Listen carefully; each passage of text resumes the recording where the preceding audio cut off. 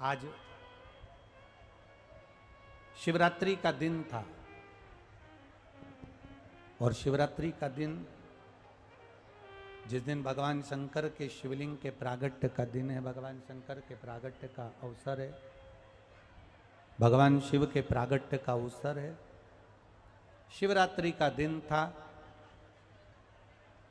नंदीश्वर ने भगवान शंकर के चरणों का स्मरण किया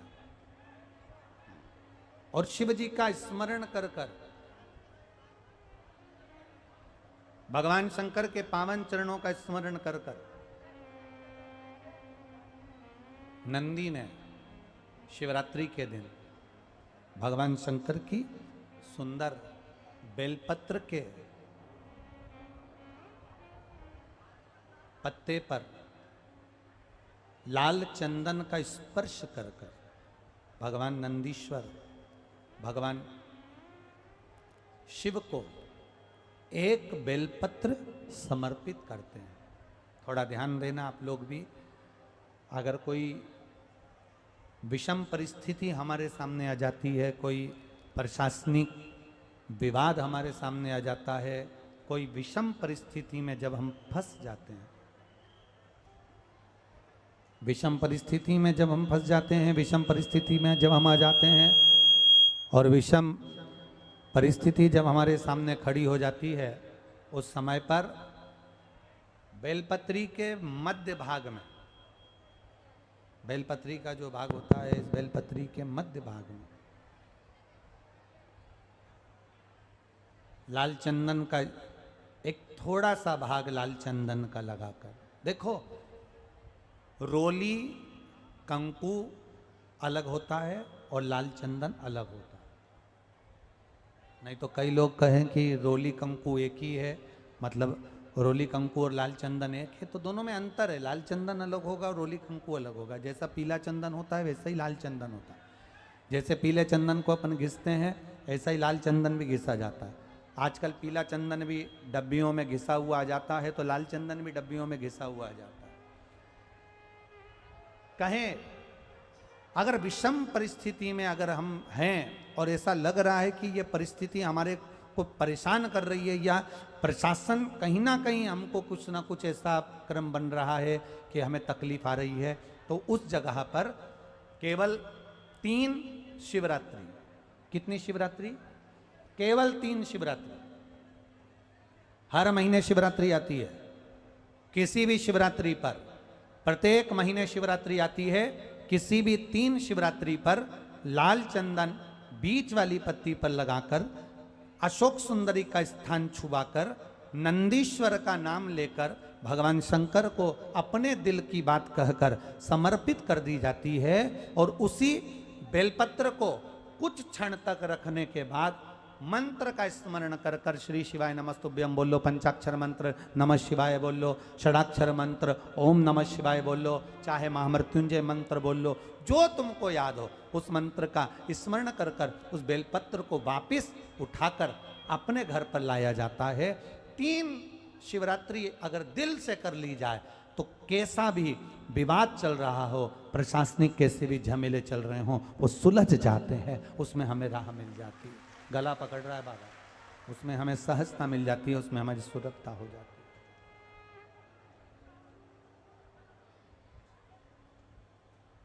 है। एक बेलपत्र नंदीश्वर का नाम स्मरण कर कर चढ़ाई जाए। हमने आपको पहले कहा था कि दवाइयां खाओ, अगर डॉक्टर को दिखा कर आ रहे हो, दवाइयां खा रहे हो, दवाई नहीं लग रही है, शरीर ठीक नहीं हो रहा, तो कौन से महादेव का नाम लेकर दवाई खाना चाहिए? जम के बोलो जरा, कुंदकेश्वर। कौन से महादेव? कुंदकेश्वर।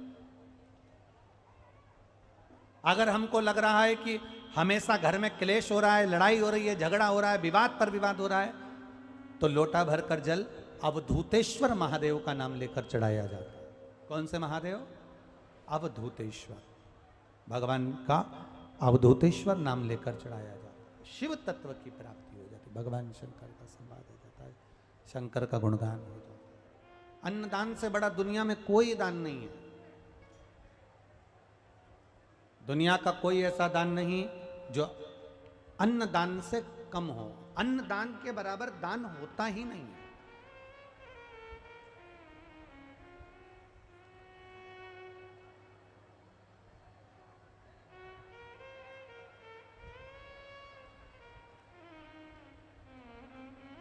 आपने अगर किसी भूखे को भोजन कराया है, किसी प्यासे को पानी पिलाया है, किसी को एक अन्न का दाना भी अगर आपने दिया है, तो उसके बराबर कोई दुनिया का दान नहीं। मैंने कार्यक्रम को देखना प्रारंभ करा और बाबा के अनुसार 2021 में दिसंबर के महीने में शुक्ल पक्ष की अष्टमी तिथि के दिन आपने एक उपाय बताया था कि ब्राह्मण के जोड़े को उसके बच्चे के साथ बेलपत्री के पेड़ के नीचे बिठाकर खीर भोजन करा दो, खीर खिला दो, और उस खीर को पति पत्नी दोनों बेलपत्री के पेड़ के नीचे ही उसको खा लें और दीप प्रज्वलित कर पूजन कर कर आ जाएं। बाबा, मैंने 2021 में दिसंबर के महीने में शुक्ल पक्ष में अष्टमी तिथि दिन सोमवार को मैंने ये वाला उपाय किया, और बाबा की कृपा का मैं क्या वर्णन करूं गुरुदेव। बस उपाय करा, कुछ दिन निकले और बाबा की कृपा से मेरा गर्भ ठहर गया, और बाबा की कृपा से 12 वर्ष के बाद मेरे यहाँ संतान की प्राप्ति हुई। ये शिव तत्व है। आओ घड़ी, कहीं बैठे हो तो हाथ हिला सकते हैं। आप ही हैं, ले आओ बच्चे को, ले आओ। 12 वर्ष के बाद संतान की प्राप्ति, ये शिव है। ओ घड़ी, ये दयालु। लोग कहते हैं सियोर वाले महाराज उपाय बताते हैं, टोटका बता देते हैं। तुम्हारी मर्जी पड़े, तुम जो बोलो, किसी और वाला महाराज टोटका बताए कि उपाय बताए, पर शिव पुराण कहती है, शंकर की कथा में जो हमने पढ़ा है, शिव महापुराण में, स्कंद पुराण में, लिंग पुराण में, नर्मदा पुराण में, पद्म पुराण में, गर्ग संहिता में, और गीता प्रेस गोरखपुर की एक एक कल्याण में, जो शंकर के बारे में जैसा जैसा अनुष्ठान हमने पढ़ा, वैसा वैसा आपको इस शिव महापुराण के माध्यम से आप तक पहुंचा दिया। अब करना नहीं करना आपके ऊपर है। इस बेटी ने करा, तारीख का इंतजार करा, और शुक्ल पक्ष की अष्टमी तिथि को आपने कहा था एक ब्राह्मण परिवार को उसके बच्चे के साथ बेलपत्री के पेड़ के नीचे भोजन कराना, खीर खिलाना। उसकी बची हुई खीर पति पत्नी दोनों बेलपत्री के पेड़ के नीचे खाकर दीप जलाकर पूजन कर कर वापिस सजाना। बाबा दे, उसने उपाय भी लिख दिया कि मैंने कौन सा उपाय करा। एक दिन स्वयं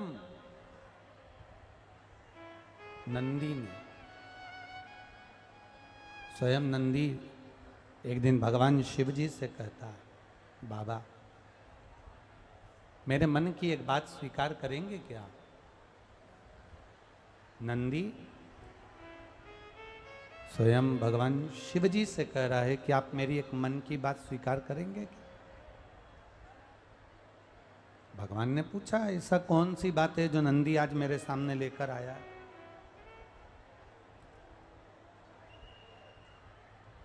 आखिर ऐसी कौन सी बात है जो नंदी के हृदय में है और वो मुझे बोलना चाहता है, मुझे कहना चाहता है? आपसे कुछ मांगना चाहता हूं, मैं दिल से कुछ कहना चाहता हूं। क्या कहना चाहते, क्या मांगना चाहते, क्या चाहिए तुमको, बोलो। नंदी कहते हैं, बाबा इतनी कृपा कर दीजिए, आपने मुझे सुंदर बनाया है, आपने मुझे सुंदरता दी है, पर इतनी कृपा कर दो कि मेरे इस सुंदर मुख को हटाकर, मेरे सुंदर मुख को हटाकर इस शरीर पर आप बेल का मुख लगा दीजिए, नंदी का मुख लगा दीजिए। मेरा ये शरीर रहे मना नहीं, पर मेरा मुख बेल का लग जाए, मेरा मुख एक गाय के बछड़े का लग जाए, मेरा मुख एक नंदी का लग जाए। शंकर भगवान ने पूछा, नंदी तू आखिर अपने इस मनुष्य के मुख को हटाकर तू आखिर नंदी का मुख क्यों लगाना चाहता है? तू बेल का मुख क्यों लगाना चाहता है? नंदी कहता है बाबा अगर मैं सुंदर बना रहूंगा ना और आपके सामने बैठा रहूंगा, मुझे मेरी धर्म पत्नी देखती रहेगी और मैं उसको देखता रहूंगा, कहीं ना कहीं मेरे भीतर सुंदरता का अहंकार आ जाएगा, और सुंदरता का यदि अहंकार आ गया तो मैं आपका भजन भूल जाऊंगा, इसलिए मेरी सुंदरता हटाकर आपके चरणों का दास बनूंगा। अब शिव की कृपा देखिए, भगवान जो करता है वो साधारण नहीं करता। शंकर भगवान ने नंदी का मनुष्य का चेहरा हटाकर नंदी को बेल का मुख लगा दिया।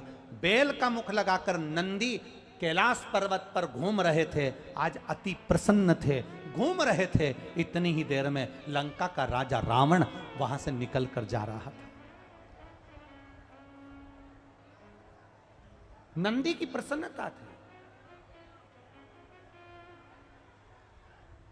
और नंदी की प्रसन्नता के कारण नंदी घूम रहे थे, भ्रमण कर रहे थे, और नंदी जब घूमते घूमते जा रहे थे तो लंका का राजा रावण वहां से निकलकर जा रहा, नंदी पर हंसा।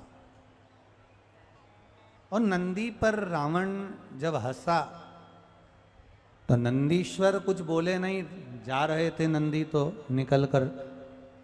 रावण नंदी का हाथ पकड़े, और नंदी का हाथ पकड़कर रावण ने फिर ठाका लगाया, फिर हंसा।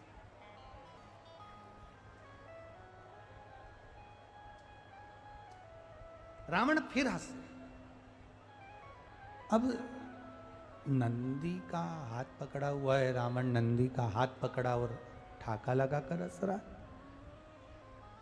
तब नंदी को थोड़ा सा क्रोध आया। शिव महापुराण की कथा कर रही है, भगवान शंकर का संवाद कर रहा है, शिव तत्व कह रहा है। नंदी को क्रोध आया, और नंदी को जब क्रोध आया तो क्रोध आते से ही नंदी ने हाथ पकड़ा रावण का, और लंकाधिपति लंकेश से रावण से कहा, लंकाधिपति से कहा, सुन लंकेश, सुन रावण, सुन लंकाधिपति लंकेश, मैं नंदी भगवान शंकर के चरणों का दास, मैं नंदी भगवान शिव के चरणों का दास आज तुझे श्राप देता हूं। सुन लंकाधिपति, तू मेरे इस स्वरूप पर हंसा है, मैं तुझे श्राप देता हूं। रावण लंकाधिपति, मैं तुझे श्राप देता हूं कि तेरी पूरी सोने की लंका और तेरा पूरा कुल अगर मरेगा, समाप्त होगा, तो उसमें जैसा मेरा पशु का मुख लगा है, ऐसे ना जाने कितने पशु, ना जाने कितने जीव जंतु, ना जाने कितने रूप बदलकर बानर तेरी लंका में पहुंचेंगे और तेरी लंका में आग लगाकर मानेंगे। 12 ज्योतिर्लिंग का स्मरण भगवान शिव करा रहे हैं। 12 ज्योतिर्लिंग के स्मरण की कथा तुम रुका जी चंचूला देवी से कर। जब चंचूला देवी से 12 ज्योतिर्लिंग का चरित्र वर्णन किया, उसमें प्रथम सोमनाथ जी का वर्णन करा। चंद्र को काया रोग हुआ, बाबा ने वो काया रोग से चंद्र को मुक्त किया, काया रोग से मुक्त किया।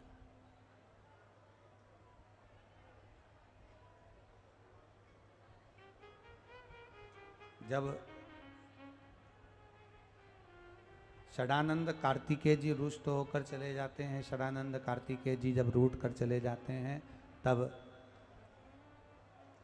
षडानंद कार्तिकेय जी को मनाने के लिए माता पार्वती जी और भगवान शिव दोनों जाते हैं, और षडानंद कार्तिकेय जी को मना कर वापिस आते हैं। महाराज षडानंद कार्तिकेय जी को मना कर आते हैं, भगवान मल्लिकार्जुन के रूप में विराजमान होते हैं। अगला वर्णन आया है श्री महाकाल। दूषण नाम के राक्षस का संहार करने के लिए भगवान कालाधिपति महाकाल बने। अब थोड़ा सा ध्यान देना इस प्रसंग पर कि जब अपने भक्त पर संकट आता है, बेस कम कर कर थोड़ा सा करना बाबा। जब अपने भक्त पर संकट आता है और जब अपने भक्त पर संकट घिरने लगता है, संकट आने लगता है, संकट जब अपने भक्त पर आ जाता है,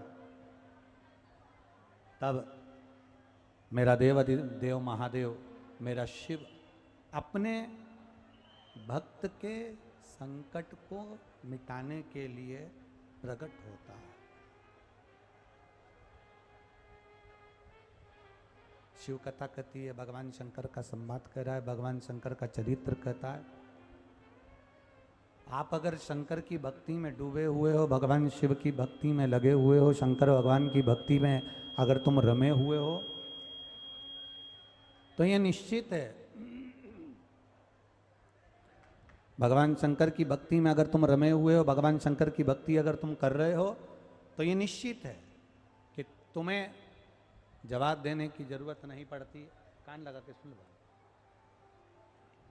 तुम्हें जवाब देने की जरूरत नहीं पड़ती है। जवाब तुम्हें नहीं देना पड़ेगा। अगर आप शंकर भगवान को एक लोटा जल चढ़ा रहे हो, शिव की भक्ति कर रहे हो, शंकर भगवान का गुणगान कर रहे हो, शिव नाम में डूबे हुए हो, तो जवाब तुम्हें नहीं देना है। जवाब देने वाला स्वयं काल अधिपति महाकाल राजा बैठा हुआ है, वो जवाब दे देता है। आपको जवाब देने की जरूरत नहीं पड़ती, आपको जवाब नहीं देना पड़ता।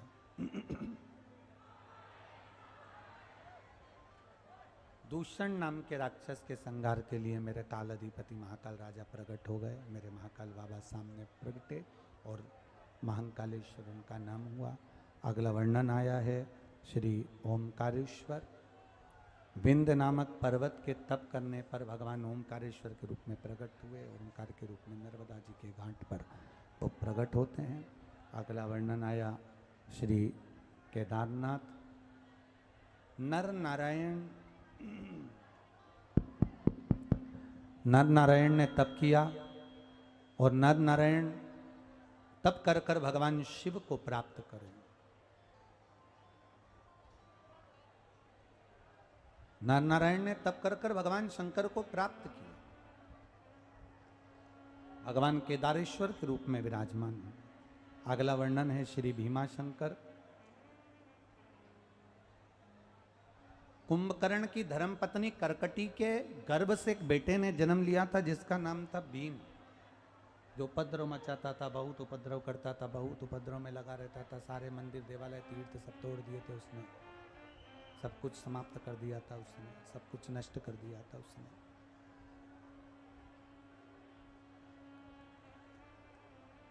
उपद्रव कर करके सब कुछ नष्ट कर दिया। शिवजी ने आकर भीम का संहार करा और शिवजी का नाम भीमाशंकर हुआ। अगला वर्णन है काशी विश्वनाथ। मनु शत्रुपा ने तप कर कर भगवान को काशी में विराजमान किया। अगला वर्णन है श्री त्र्यंबकेश्वर। गौतम बाबा पर जब गौ हत्या का दोष लगा, भगवान ब्रह्मा विष्णु और महेश का स्मरण करा और स्मरण करा तो ब्रह्मा विष्णु महेश तीनों छोटे छोटे लिंग के रूप में वहां विराजमान हुए और गौतम बाबा पर से गौ हत्या के दोष को मिटाया। अगला वर्णन है श्री वैद्यनाथ। रावण भगवान शिव को लेकर जा रहे थे और संध्या करने के लिए जब रुके तब भूमि पर शिवलिंग को रख दिया गया और वो शिवलिंग हिला नहीं, तो बाबा वैद्यनाथ के रूप में विराजमान हो गए, वैद्यनाथ जी के रूप में विराज हुए। अगला वर्णन आया श्री नागेश्वर जी का। दारुक नाम के राक्षस का संहार भगवान ने करा, नागेश्वर के रूप में विराजमान हुए। फिर अगला वर्णन आया है श्री रामेश्वर जी का। भगवान शिवलिंग की स्थापना कर कर लंका पर चढ़ाई करे। अगला वर्णन आया है श्री कृष्णेश्वर जी का। सुधर्म नाम के ब्राह्मण की दो धर्म पत्नी थी, सुदेहा और घूष्मा। घूष्मा का बेटा सुदेहा ने मार दिया था, तालाब में पटक दिया था। उस बेटे को वापिस जीवित घूष्मा ने शंकर भगवान की आराधना कर कर पार्थिव शिवलिंग का पूजन कर विसर्जन कर कर भगवान से कामना करी थी कि मेरा बेटा वापिस मुझे प्राप्त हो। और वो बेटा एक हफ्ते पहले जो मर चुका था, घूष्मा का बेटा, भगवान शंकर ने उसको जीवित वापिस दे दिया। ऐसे मेरे कृष्णेश्वर महादेव के रूप में भगवान शिव विराज। शिव महापुराण की कथा कहती है, भगवान शंकर का संवाद कहता है, शंकर जी की सुंदर पावनमय आनंदमय कथा कहती है। चंचुला देवी जो कथा श्रवण कर रही थी, अपने पति के लिए, पति प्रेत योनि से छूट जाता है और बिंदु भगवान शंकर का भक्त बनकर शिव के चरणों का दास बन जाता है।